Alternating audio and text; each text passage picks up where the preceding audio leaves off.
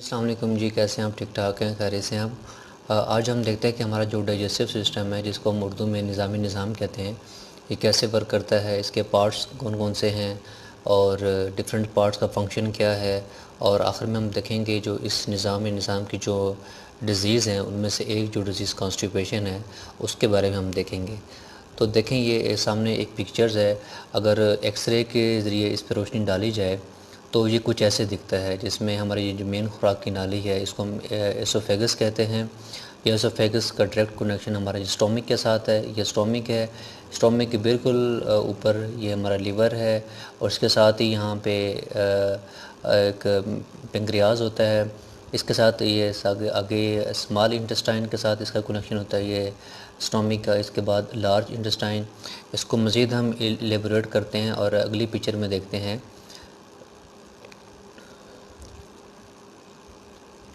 ये देखें जी, ये हम ये मुंह है, माउथ से हम यहाँ से हम खुराक डालते हैं, खाते हैं। उसके बाद ये अंडर होती है एसोफेगस में, और बिल्कुल यहाँ पे हमारे जो मुंह है, और यहाँ पे सलेवरी ग्लैंड होते हैं। सलेवरी ग्लैंड सलाइवा खारिज करते हैं, जिसको हम लुआब कहते हैं या थूक कहते हैं। यहाँ पे खुराक मिक्सिंग होती है। इसके बाद ये एग्जैक्टली ये स्टोमिक में एंटर हुई, मैदे में एंटर हुई। उसके बाद ये उसके एग्जैक्टली यहाँ पे लीवर होता है, जो कि वो भी एक बाइल खारिज करता है, जो कि हेल्प करता है कि ख़ुराक को डाइजेशन में। उसके बाद एग्जैक्टली यहाँ पे पेंक्रियाज होता है। तो इसका कनेक्शन डायरेक्ट, ये जो हमारा स्टोमिक है, इसका कनेक्शन स्मॉल इंटेस्टाइन के साथ होता है, और small intestine at the and large intestine में कन्वर्ट होकर यहाँ पे रेक्टम और एनस से जो वेस्ट मटेरियल है वो वहाँ से निकल जाता है। जी, अभी हम देखते हैं कि डाइजेस्टिव सिस्टम के पार्ट्स कौन कौन से हैं। इसमें फ़र्स्ट ऑफ़ ऑल हमारे पास ये सलेवरी ग्लैंड है, माउथ है। उसके बाद ये एसोफेगस जो मेन खुराक की नाली है, स्टोमिक हो गया। इसके साथ बिल्कुल एग्जैक्टली यहाँ पे लीवर है लेफ़्ट साइड पे, और उसके बाद ये पेंक्रियाज है, गॉल ब्लैडर है, और उसके बाद ये लार्ज इंटेस्टाइन है, स्मॉल इंटेस्टाइन है, और एट दी एंड हम अपेंडिक्स भी है इसमें, और रेक्टम और एनस। जी, अभी हम देख वन बाय वन तमाम पार्ट्स को डिस्कस करते हैं। तो सबसे पहले हमारे पास सलेवरी ग्लैंड्स हैं। सलेवरी ग्लैंड्स की जो एग्जैक्ट लोकेशन है, एग्जैक्टली आप देख सकते हैं, ज़बान के नीचे होती है। और ये ग्लैंड्स जो है, इनको हम गदूद कहते हैं। इनका बेसिक फंक्शन जो है ना, सलाइवा खारिज करना होता है। और जो सलाइवा है वो मुंह में खुराक को डाइजेशन में हेल्प करता है। प्लस जो बेसिक फंक्शन है उसका, कि उसने वो निगलने में आसानी पैदा करने के लिए वो एक लुब्रिकेंट ऐसा काम करता है, ताकि वो खुराक इजीली वो एसोफेगस के थ्रू स्टोमिक में एंटर हो सकते हैं। ये पिक्चर के ज़रिए आप देख सकते हैं कि अगर लुब्रिकेशन होगी तो खुराक इजीली यहाँ से स्टोमिक में मूव कर सकती है। तो उसके मोर फंक्शन भी जैसे आप यहाँ पे देख सकते हैं कि बेसिक फंक्शन जो आप देख सकते हैं कि उसने बोलस बनाना है, मतलब जो हम खुराक खा रहे हैं उसको एक बॉल की शेप देनी है, ताकि वो इजीली मूव कर सके एसोफेगस में। प्लस यहाँ पे जैसे उसने बताया है, create a feeling of oral comfort bye it's lubricating action, मतलब उसने लुब्रिकेशन का इफ़ेक्ट पैदा करना है, ताकि हम इजीली उस खुराक को एसोफेगस में मूव करा सकें। जी हाँ, अभी हम देखते हैं कि लीवर का क्या रोल है डाइजेशन में। तो अभी हम लीवर की लोकेशन देखते हैं। लीवर की लोकेशन एग्जैक्टली लेफ़्ट साइड पे होती है स्टोमिक के।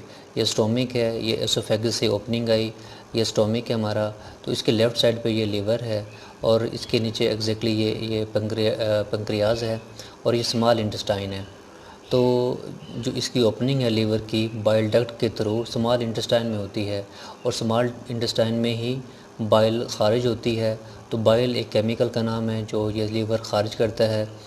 और ये इसका काम ये होता है कि हमारी खुराक में जो चर्बी और चिकनाई के जो मालिक्यूल्स होते हैं, जिनको हम फैटी एसिड कहते हैं या फैट्स कहते हैं, उनको ब्रेक डाउन करता है स्मॉल पीसेस में, ताकि वो इजीली अब्जॉर्ब हो सकें, हमारे ब्लड स्ट्रीम का हिस्सा बन सकें। तो इसका बेसिक फंक्शन ये होता है बाइल का, कि उसने फैटी एसिड को स्मॉल पीसेस में कन्वर्ट करना होता है। तो ये गॉल ब्लैडर है, कि अगर इसमें ख़ारिज होने से पहले बाइल यहाँ पे स्टोर होती है थोड़ी देर के लिए, फिर इसमें इसकी ओपनिंग होती है। इन केस जो जिन बंदों को यरकान होता है, तो वो ये यहाँ पे जब स्टोर तो हो जाती है लेकिन इसमें ख़ारिज नहीं हो पाती किसी वजह से, इसकी मैल फंक्शनिंग की वजह से, तो वो यहाँ पे डिपॉज़िट होना शुरू हो जाती है बाइल। जब यहाँ पे डिपॉज़िट हो जाती है तो हमारे स्किन का जो कलर है वो येलोइश या पीला हो जाता है। तो ये देख सकते हैं कि इस पिक्चर में भी कि जो बाइल डक्ट है वो डायरेक्ट ओपनिंग हो रही है उसकी स्मॉल इंटेस्टाइन में। और इसमें बेसिकली जो बाइल है इसमें बाइल साल्ट भी होते हैं और इसमें कोलेस्ट्रॉल और फास्फोरिक एसिड और वैरायटी ऑफ इलेक्ट्रोलाइट्स भी इसके अंदर होते हैं। जी हाँ, अभी हम देखते हैं कि पेंक्रियाज का क्या रोल है हमारे डाइजेशन में। तो पेंक्रियाज की शक्ल आप देख सकते हैं कि एक लीफ नुमा पत्ता नुमा इसकी शक्ल होती है और इसकी डायरेक्ट ओपनिंग स्मॉल इंटेस्टाइन में हो रही है। इस तरह लीवर की जो डायरेक्ट ओपनिंग है, लीवर जो जूस है उसकी डायरेक्ट ओपनिंग स्मॉल इंटेस्टाइन में होती है, इस तरह इसकी भी डायरेक्ट ओपनिंग स्मॉल इंटेस्टाइन में हो रही है। और ये पेंक्रियाज जो है पेंक्रेटिक जूस खारिज करता है। ये जूस ही आगे हमारे खुराक में जो फैटी एसिड हैं, कार्बोहाइड्रेट्स हैं और प्रोटीन हैं उनको डाइजेस्ट करने में और उनको ब्रेक डाउन करने में हेल्प आउट करता है। जो पेंक्रेटिक जूस है उसमें H2O, HCO3 और डाइजेस्टिव इंजाइम होते हैं। जो HCO3 है वो न्यूट्रलाइज़ करता है जो हमारी खुराक आती है, दाखिल होती है इसमें स्मॉल इंटेस्टाइन में, ताकि पेंक्रेटिक इंजाइम उस पर प्रॉपरली फंक्शन कर सकें। तो वो एक ख़ास एनवायरनमेंट क्रिएट करता है HCO3 ताकि जो पेंक्रेटिक इंजाइम है वो उस खुराक पे अपना एक्शन परफॉर्म कर सकें, उसको ब्रेक डाउन कर सकें। उस खुराक में चूँकि फैटी एसिड भी शामिल हैं, प्रोटीन भी है और फैट्स भी हैं, तो वो उसको ब्रेक डाउन करने में हेल्प आउट होता है। तो ये यहाँ पे आप इसकी शक्ल भी देख सकते हैं। ये लीफ नुमा शक्ल है बिल्कुल एग्जैक्टली स्टोमिक के नीचे, और ये लीवर है और ये स्टोमिक है, उसके बिल्कुल एग्जैक्ट नीचे ये पेंक्रियाज मौजूद होता है।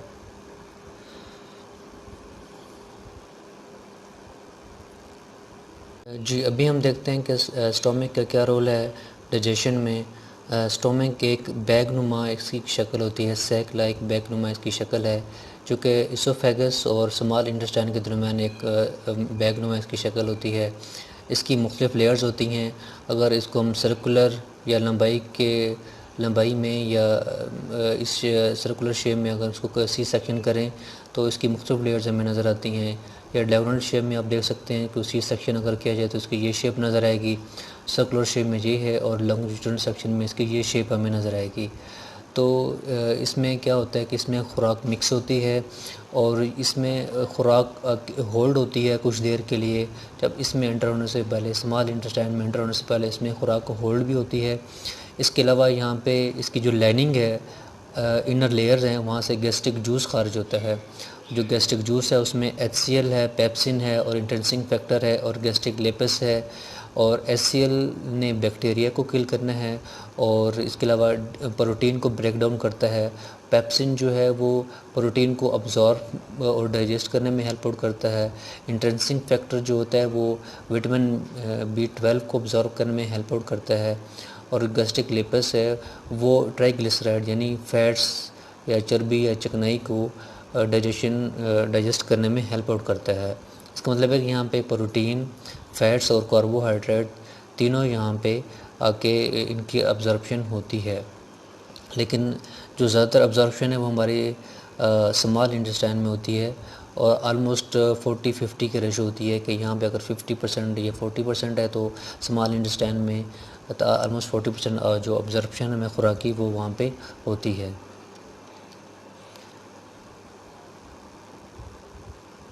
जी हाँ, अभी हम देखते हैं कि स्मॉल इंटेस्टाइन, जिसको हम उर्दू में छोटी आंत भी कहते हैं, उसका क्या रोल होता है। स्मॉल इंटेस्टाइन की शेप ये है। अगर इसको इस हिस्से से काटें, इसका क्रॉस सेक्शन करें तो इसकी हमें कुछ अंदर से इस तरह की शेप नज़र आती है। ये फिंगर नुमा एक स्ट्रक्चर है, इसको हम विलाई कहते हैं। ये बहुत ज़्यादा क्वांटिटी में होती हैं और इनका मैक्सिमम काम ये होता है कि यहाँ से खुराक को ऑब्ज़र्व करना और ब्लड तक पहुँचाना होता है, क्योंकि यहीं पे ही ये कैपिलरी नेटवर्क होता है वेंस का। छोटी छोटी वेंस होती हैं ब्लड का के साथ इनका डायरेक्ट कनेक्शन होता है और यहाँ से ये खुराक को ऑब्ज़र्व करके through capillary network through veins तो ये ब्लड में जाके डिफरेंट सेल में खुराक पहुँचाई जाती है। तो यहाँ पे जैसे मैंने आपको पहले बताया था, यहाँ पे ही मैक्सिमम अब्ज़ॉर्प्शन होती है और डाइजेशन होने के बाद मैक्सिमम अब्ज़ॉर्प्शन खुराक की यहीं पे होती है, छोटी आंत में। इसमें जो शुगर और प्रोटीन होती हैं वो इनर लेयर की वजह से अब्ज़ॉर्ब हो जाती हैं और जो फैटी एसिड और जो ग्लिसरॉल होता है या हमारी जो खुराक में चिकनाई वगैरह है वो लिम्फेटिक सिस्टम की तरफ चली जाती है। लिम्फेटिक सिस्टम को आगे नेक्स्ट टाइम किसी वीडियो में डिस्कस करेंगे ये क्या होता है। और जो विलाई होती है ये इसकी शेप इसलिए ऐसे बनी होती है कि हम मैक्सिमम अब्ज़ॉर्प्शन हो सके खुराक की।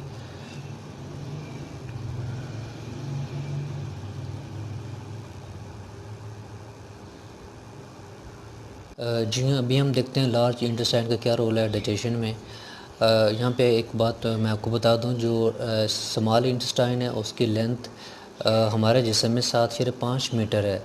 7.5 मीटर लंबाई है स्मॉल इंटेस्टाइन की और जो लार्ज इंटेस्टाइन है उसकी लंबाई 1.5 मीटर है। मतलब ये छोटी होती है और स्मॉल इंटेस्टाइन बड़ी होती है, लेकिन डायमीटर जो है वो लार्ज इंटेस्टाइन का ज़्यादा होता है। ये हमारी लार्ज इंटेस्टाइन है और ये वाली हमारी स्मॉल इंटेस्टाइन है। ये देख सकते हैं स्मॉल इंटेस्टाइन और ये लार्ज इंटेस्टाइन है। तो इसका जो ये वाला जो डाया होता है ये ज़्यादा होता है लार्ज इंटेस्टाइन का और जो स्मॉल इंटेस्टाइन है उसका डाया कम होता है। इसे पिक्चर में भी आप देख सकते हैं। तो इसका जो मेन फंक्शन है लार्ज इंटेस्टाइन का कि जो खुराक हमारी सही तरह डाइजेशन नहीं हो सकती या सही तरह हज़म नहीं हो सकी स्मॉल इंटेस्टाइन में या स्टोमिक में, तो उसमें अगर कोई वाटर के कंटेंट शामिल हैं, उसमें पानी के कुछ अज्जा शामिल हैं, तो ये वो यहाँ पे अब्ज़ॉर्ब हो जाएंगे। इस हिस्से में जो मतलब जो हमारी लार्ज इंटेस्टाइन है वो यहाँ पे वो अब्ज़ॉर्ब हो जाएंगे। जी हाँ, अभी हम कॉन्स्टिपेशन को डिस्कस करेंगे। जो हमारा डाइजेस्टिव ट्रैक है, जो डाइजेस्टिव सिस्टम है, इसकी बहुत सारी डिज़ीज़ हैं। हर पार्ट की अपनी अपनी डिज़ीज़ है। अगर वो प्रॉपर तरीके से फंक्शनिंग ना कर सके उनको हम इंशाल्लाह आगे नेक्स्ट किसी वीडियो में डिस्कस करेंगे। लेकिन जो एक मेजर और कॉमन एक डिज़ीज़ है और अक्सरियत हमारी जो यंग जनरेशन है और ख़ास तौर पे हमारे बच्चे भी हैं वो इसमें शामिल हैं, वो इस डिज़ीज़ का नाम है कॉन्स्टिपेशन। तो अभी हम देखते हैं कि ये क्या है, ये क्यों होती है और इसका हल क्या है। तो नॉर्मल तरीके से जो स्टूल है वो स्मॉल इंटेस्टाइन के ज़रिए यहाँ पे इस तरीके से रेक्टम से आता है और रेक्टम से एनल से इजीली पास आउट हो जाता है। लेकिन कॉन्स्टिपेशन में क्या होता है कि यहाँ पे रेक्टम वाले हिस्से में यहाँ पे आगे इकट्ठा होना शुरू हो जाता है। इसकी क्या वजह होती है कि वहाँ पे जो मसल्स होते हैं रेक्टम के वो प्रॉपर तरीके से उनकी कॉन्ट्रैक्शन और रिलैक्सेशन नहीं हो पाती या वो खुराक सख्त हो जाती है, उसमें वाटर कंटेंट इतना ज़्यादा नहीं होता और इसलिए वो सख्त हो जाती है। सख्त होने की वजह से यहाँ पे इकट्ठी होना शुरू हो जाती है, लुब्रिकेशन कम हो जाती है वॉल्स की, जिसकी वजह से वो आगे वो नहीं निकल पाता, उसको रास्ता नहीं मिलता एनस के ज़रिए और वो रेक्टम वाले हिस्से में वो चीज़ इकट्ठी होना शुरू हो जाती है, जिसको हम स्टूल कहते हैं। और यहाँ पे जब ज़्यादा पीछे प्रेशर भी इंक्रीज़ होता है और यहाँ पे वो इकट्ठी होना शुरू हो जाती है, जिससे वो कॉन्स्टिपेशन की सिम्टम आना शुरू हो जाती हैं। इसको नेक्स्ट पिक्चर में भी हम देख सकते हैं कि जो कोलन है, कोलन हम कहते हैं जो हमारी जो लार्ज इंटेस्टाइन है उसका जो आखिरी पार्ट है उसको हम कोलन कहते हैं। यहाँ पे आके वो चीज़ ऐसे ऐसे इकट्ठी होना शुरू होती है और एट दी एंड रेक्टम में आके वो चीज़ स्टैक हो जाती है, फंस जाती है। जी हाँ, अभी हम देखते हैं कि कॉन्स्टिपेशन की कौन कौन सी वजूहत हैं जिनसे होती है। अगर हम जो खुराक खा रहे हैं उसमें फ़ाइबर नहीं है, आई मीन उसमें अगर आप फल और सब्ज़ी नहीं खा रहे तो उससे भी हो सकती है। अगर आप पानी का इंटेक कम है उससे भी हो सकती है। अगर आप मेडिसिन ज़्यादा खा रहे हैं उससे भी हो सकती है। और अगर आप कि सप्लीमेंट ऐसे खा रहे जिसमें कैल्शियम और आयरन ज़्यादा है उससे भी हो सकती है। डेयरी प्रोडक्ट आप ज़्यादा खा रहे हैं, इसके अलावा शुगर का इंटेक ज़्यादा है, इसके अलावा आप डिप्रेशन या स्ट्रेस की वजह से भी ये हो सकती है। और एक्सरसाइज कम है, खाना पीना ज़्यादा है और एक्सरसाइज कम है, उसकी वजह से भी हो सकती है। इसके अलावा अब ऐसी मेडिसिन ले रही है जिसमें लैक्सेटिव शामिल हैं। लैक्सेटिव इसलिए होते हैं कि आप उस कॉन्स्टिपेशन से रिलीफ हासिल करने के लिए आप वो मेडिसिन यूज़ कर रहे होते हैं, उससे भी आपको मज़ीद कॉन्स्टिपेशन हो सकती है। तो नीचे भी एक पिक्चर में दिखाया कि किन किन वजह से हो सकती है, जैसे ये मेंटल स्ट्रेस है, शुगर है, ऐसा खुराक उसमें अगर पानी वाटर कंटेंट कम है और फाइबर की कमी है, मेडिसिन खा रहे हैं, उस वजह से भी हो सकती है। जी, अभी हम देखते हैं कि कॉन्स्टिपेशन से हम किस तरह रिलीफ पा सकते हैं, इसका हल क्या है, इसका सलूशन क्या है। और बहुत सारे इसकी सलूशन है, मेडिकेशन है, आप होम रेमेडी यूज़ कर सकते हैं। लेकिन जो मोस्ट कॉमनली और इफ़ेक्टिव भी यूज़ की जाती है वो ये है कि आप ऑलिव ऑयल का इस्तेमाल करें, और या आप कहवे का इस्तेमाल करें, आप तरबूज का इस्तेमाल करें, सॉफ्ट जो हमारे फ्रूट्स हैं वो यूज़ करें, आप शिकंजी बना के पिएँ, आप ड्राई फ्रूट का इस्तेमाल कर सकते हैं, नाशपाती खा सकते हैं। इसके अलावा आप आजकल के मौसम में जैसे अंजीर कॉमन है, और फ्रेश अंजीर लें, आप उसका मुरब्बा बना के खाएं, बहुत ज़बरदस्त चीज़ है। इसके अलावा आप शहद का इस्तेमाल करें, हर्बल टी जैसे मैंने आपको बताया, कहवा बना के पिएँ, शिकंजी पिएँ, आलूची का इस्तेमाल करें। और इसमें जैसे मैंने आपको बताया कि पालक और सब्ज़ियाँ मैक्सिमम खाएं, ताकि फाइब्रस फूड होगी तो जो आपका स्टूल है वो नरम होगा और रेक्टम से निकलने में उसको आसानी होगी। और पानी का इस्तेमाल मैक्सिमम करें और कोकोनट ऑयल इस्तेमाल करें। जैसे मैं पानी का इस्तेमाल मैंने इसलिए बताया कि वहाँ पे जो रेक्टम में, जैसे मैंने आपको पिछली फिगर्स में बताया कि रेक्टम में उसको निकलने में इजी होगा, लुब्रिकेशन ज़्यादा होगी। कोकोनट ऑयल इस्तेमाल करेंगे या कस्टर्ड ऑयल इस्तेमाल करें, इट्स अप टू यू, ताकि वहाँ पे मैक्सिमम लुब्रिकेशन होगी, तो वहाँ पे रेक्टम में और जो स्टूल है वो वहाँ पे स्टक नहीं होगा। जब स्टक नहीं होगा तो आप इजली वहाँ से पास आउट हो सकता है और आप कॉन्स्टिपेशन कम हो जाएगी। इसमें मज़ीद ये कि जब कॉन्स्टिपेशन होती है उसमें जो आप ज़हनी तनाव का शिकार होता है, ब्लड प्रेशर ज़्यादा हो जाता है और इससे मुख्तलिफ़ बीमारियाँ हो सकती हैं। बेस्ट मैं इसमें सबसे बेहतरीन तरीका ये इससे बचने का कि आप देसी खुराक खाएँ, सब्ज़ियाँ खाएँ, फल खाएँ, और एक्सरसाइज प्रॉपर करें, वाटर का इंटेक ज़्यादा हो, और अपनी नींद पूरी करें। बच्चों में ये चीज़ आजकल ज़्यादा है क्योंकि बच्चे बाज़ार से जो फ़ास्ट फूड है उसका इस्तेमाल ज़्यादा करते हैं, और बच्चों को उस चीज़ से अवॉइड करें। अब जैसे इस पिक्चर में दिखाया गया कि जब बच्चों को कॉन्स्टिपेशन होती है तो वो स्टूल पे बेंड हो जाते हैं और उसके गिर ज़ोर लगाते हैं, क्योंकि उनको इस जगह पे पेन महसूस हो रहा होता है, तो उससे रिलीफ हासिल करने के लिए वो इस तरह ज़ोर लगाते हैं। और इसके लिए कि एक बच्चों को आप जूसेस का इस्तेमाल मैक्सिमम दें, और गर्म पानी में उनको बिठा सकते हैं। गर्म पानी में बिठाने से ये होता है कि रेक्टम वाला जो हिस्सा होता है वो वहाँ पे ज़रा नरम होता है, तो जिससे आपका जो स्टूल है ईज़िली पास हो सकता है।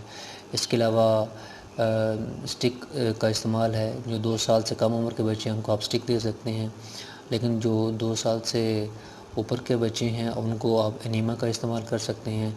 वो भी आप अगर 4-5 दिन के वक्फे के बाद इस्तेमाल दें। एनीमा की शेप आपको मैं दिखा देता हूँ। यहाँ पे आप देख सकते हैं, ये देखें जी, ये एनीमा होता है, और ये अगर इसकी नीडल है और इसमें केमिकल होता है, केमिकल पूरे का पूरा उसमें हमने इंड्यूस करना होता है। तो ये एक एक्सटर्नल एक मेडिकेशन है। इसके अलावा मेडिसिन भी मार्केट में मौजूद हैं, आप वो भी यूज़ कर सकते हैं। तो जी फ्रेंड्स, जैसे आपने देखा कि डाइजेस्टिव सिस्टम का कितना क्रिटिकल रोल है हमारी बॉडी में, ख़ास तौर पे जो डिफरेंट पार्ट्स हैं उनका जो रोल है, और अगर ये पार्ट्स प्रॉपर फंक्शनिंग ना करें तो हमारी बॉडी को कितना एक लॉस पहुंच सकता है। इन पार्ट्स में हमने जैसे कि हमने देखा कि सलेवरी ग्लैंड है, अगर उसकी प्रॉपर फंक्शनिंग ना हो, सलाइवा खारिज ना हो, तो हमारी खुराक प्रॉपर डाइजेस्ट नहीं हो सकेगी एसोफेगस में। इसके अलावा हमने देखा कि लीवर का क्या रोल था, एसोफेगस से किस तरह खुराक आगे जाती है स्टोमिक में, और स्टोमिक में जो डिफरेंट गैस्ट्रिक जूस खारिज होते हैं उसका क्या रोल था। इसके अलावा हमने पेंक्रियाज को देखा। इसके अलावा हमने स्मॉल इंटेस्टाइन को देखा। हमने देखा कि स्मॉल इंटेस्टाइन में हमारी जो मेन अब्जॉर्प्शन है वो स्मॉल इंटेस्टाइन में होती है, और वहीं पे एक हमारे नर्व्स का भी और कैपिलरी नेटवर्क्स का भी वहीं पे जाल बिछा होता है, वहाँ से खुराक एब्ज़ॉर्ब होके हमारे जिस्म के मुख्तलिफ़ हिस्सों को पहुँचती है। मतलब मैंने जैसे बताया कि कुछ खुराक हमारी स्टमक वाले हिस्से में और कुछ खुराक हमारी स्मॉल इंटेस्टाइन में, बल्कि मेनली खुराक हमारी होती ही स्मॉल इंटेस्टाइन में होती है, जो अब्ज़ॉर्ब होती है। वहाँ पे कैपिलरी नेटवर्क होता है, वेन्स होती हैं, वो एक सप्लाई रूट है कि वहाँ से खुराक हमारे जिस्म के बाकी हिस्सों को पहुँचती है थ्रू हार्ट के ज़रिए ना। इसके अलावा हमने वहाँ पे देखा कि गॉल ब्लैडर का क्या रोल था, और गॉल ब्लैडर में अगर खुराक हमारी जो बाइल है वो प्रॉपर सेक्रीट ना हो सके डक्ट में, तो यरकान होने का ख़तरा होता है। इसके अलावा हमने देखा कि लार्ज इंटेस्टाइन में जो खुराक इनडाइजेस्ट होती है, जो प्रॉपर डाइजेस्ट नहीं हो सकती, प्रॉपर पीसेस में ब्रेक डाउन नहीं हो सकती, वो वहाँ पे जो वाटर कंटेंट होते हैं वो वहाँ से अब्ज़ॉर्ब हो जाते हैं, जिससे अब्ज़ॉर्ब कर लेता है। इसके अलावा हमने देखा कि अपेंडिक्स, मैंने आपको नहीं बताया पिक्चर में, अपेंडिक्स भी जो हमारी लार्ज इंटेस्टाइन है उसका एक एक्सटेंशन है, एक छोटी सी एक ऑलमोस्ट 2-3 इंच की ये एक एक्सटेंशन होती है। इसकी पिक्चर भी मैं आपको दिखाना चाहूँगा कि ये आप देख सकते हैं कि यहाँ पे ये अपेंडिक्स होती है, एक स्मॉल सी एक एक्सटेंशन है, और इसका कोई ख़ास रोल नहीं होता यहाँ पे, कोई ख़ास रोल प्ले नहीं करती अपेंडिक्स। एक स्मॉल अपेंडिक्स है, बल्कि एक जगह पे तो ये लिखा हुआ था कि ये जो गुड बैक्टीरिया हैं जिस्म में वो इससे पैदा होते हैं। कुछ डॉक्टरों ने कहा है कि, लेकिन मोस्ट ऑफ द जो डॉक्टर्स हैं उन्होंने ये कहा कि इसका कोई ख़ास रोल नहीं होता अपेंडिक्स का। इसके अलावा हमने देखा कि रेक्टम में अगर जो स्टूल है अगर वो फंस जाए तो कॉन्स्टिपेशन हो सकती है। इसके अलावा डिफरेंट पिक्चर्स के लिए हमने देखा कि सलेवरी ग्लैंड का क्या फंक्शन है, और इसके अलावा हमने देखा कि इसकी लीवर की लोकेशन देखी और इनके फंक्शन देखा हमने, और स्टमक के हमने फंक्शन देखे। और जैसे मैंने बताया कि स्मॉल इंटेस्टाइन में जो फिंगर नुमा एक जो स्ट्रक्चर होती है जिसको विलाई कहते हैं, इन विलाई के ज़रिए कैपिलरी नेटवर्क होता है, इनके साथ अटैच होता है, जिससे खुराक आगे जिस्म को सप्लाई होती है। इसके अलावा हमने देखा कि जो मुख्तलिफ़ डिज़ीज़ हैं इस एलिमेंट्री कैनाल या जिसको हम डाइजेस्टिव ट्रैक भी कहते हैं, इसकी जो डिज़ीज़ हैं उनमें से जो मेन है वो कॉन्स्टिपेशन है, और आजकल बहुत कॉमन है। इसकी मेन वजह ये कि हम या तो खाना खाने के बाद मोस्टली सो जाते हैं या एक्सरसाइज नहीं करते, वाटर इनटेक कम होता है, और दूसरा हम अल्कोहल यूज़ करते हैं, और कोल्ड ड्रिंक का इस्तेमाल बहुत ज़्यादा है, यंग जनरेशन में फ़ास्ट फूड का इस्तेमाल बहुत ज़्यादा है। तो इसकी वजह से कॉन्स्टिपेशन के इश्यूज़ बहुत ज़्यादा हैं, जिससे मेंटल स्ट्रेस, डिप्रेशन, इस तरह के जो मेंटल डिसऑर्डर हैं वो सामने आ रहे हैं। इसका हमने देखा कि कॉन्स्टिपेशन के मेजर काज क्या हैं वो मैंने आपको डिस्कस की। इसके अलावा मैंने आपको बताया इसकी रेमेडी क्या है। जो बेसिक रेमेडी जी तो ये है कि आप अपनी जो नेचुरल जो डाइट है वो रखें, फल खाएं, सब्जियां खाएं, पानी का इंटेक ज़्यादा करें और फास्ट फूड से बचें। और अगर इससे बच जाएंगे तो आपका जो डाइजेस्टिव सिस्टम है वो बिल्कुल एक नॉर्मल ऑपरेट करेगा। इसके अलावा भी बहुत सारी डिज़ीज़ हैं जो मैंने अभी यहाँ पे डिस्कस नहीं कर सका। इंशाल्लाह नेक्स्ट आगे किसी वीडियो में हम इसको डिस्कस करेंगे, ख़ास तौर पे लीवर से मुतल्लिक, और वो ज़्यादा क्रिटिकल है। इंशाल्लाह आगे उसको डिस्कस करेंगे, और इंशाल्लाह आप आगे देखते रहें। आप मेरे चैनल को लाइक करें, सब्सक्राइब करें, आगे शेयर ज़रूर कीजिएगा। आप लोगों का देखने का बहुत शुक्रिया। थैंक यू जी। अल्लाह हाफ़िज़।